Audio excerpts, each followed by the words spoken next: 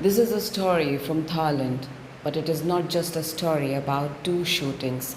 It is a story about much bigger question.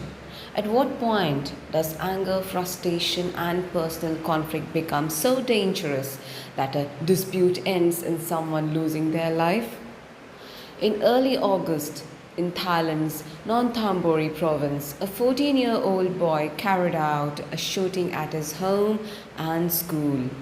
9 people, including the shooter, died and more than 20 were injured.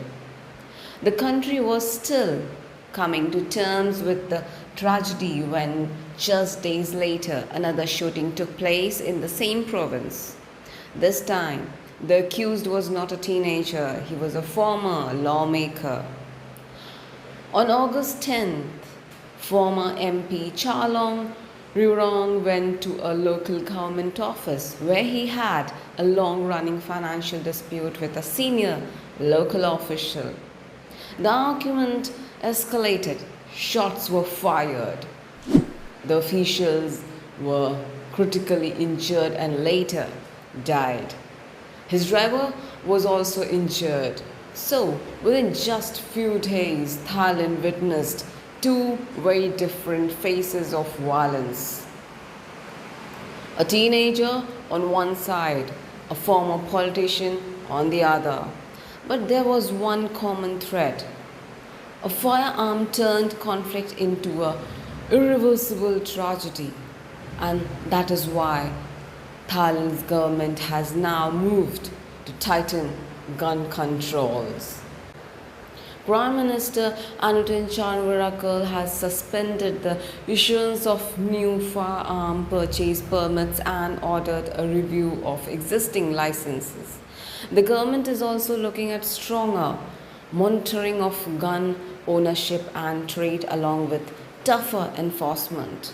But this is where the real question begins. Will stopping new gun licenses actually stop gun violence?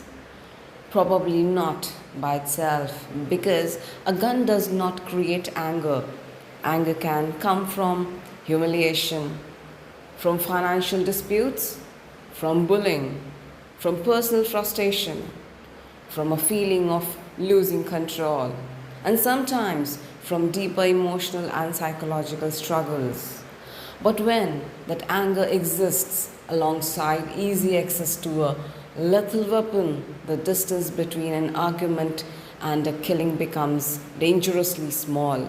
So, yes, gun control matters, but another question matters just as much. As we recognizing the warning signs of violence early enough? Does a family know what kind of a pressure a child is going through? Do schools take bullying, isolation, and extreme aggression seriously enough? Do we sometimes normalize anger, especially male anger, as simply part of life? And are we becoming a society where personal disputes are increasingly settled through intimidation, power, or revenge rather than conversation and the law? There is another uncomfortable dimension to the story: social media. When an accused person speaks publicly about an act of violence through a live stream or video, the crime can become more than a crime. It can become a spectacle that raises a responsibility for both the media and society. Or are we inadvertently giving perpetrators the attention they may be seeking? It is easy to call a shooter a monster. The harder questions are: was there a warning sign? Did someone notice it? Could something have been done earlier? Did the family, school, community, or system miss an opportunity to intervene? None of these means society should be blamed for an individual's crime. The ultimate responsibility belongs to the person who chooses violence, but the responsibility of a society is not limited to punishment after a tragedy. It is also about prevention. Thailand has now announced a review of firearm licenses suspended, new purchase permits, and is moving toward tighter enforcement. Schools are also looking at stronger security and weapons detection. But perhaps the bigger reform has to happen beyond the law. We need to understand the difference between suppressing anger and understanding anger. Children need more than academic performance and discipline, they also need emotional support.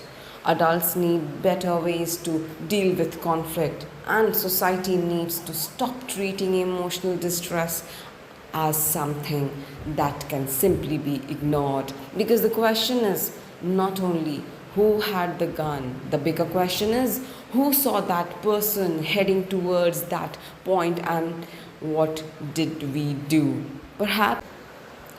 Perhaps that is the biggest lesson from these shootings in Thailand. A safe society is not simply one where there are fewer guns. It is a society where anger is recognized before it becomes violence, where conflict is addressed before it becomes murder, and where a person is seen and held before they reach the point of no return. Because restricting guns may be necessary, but understanding and preventing the mindset that leads to violence is the much bigger challenge.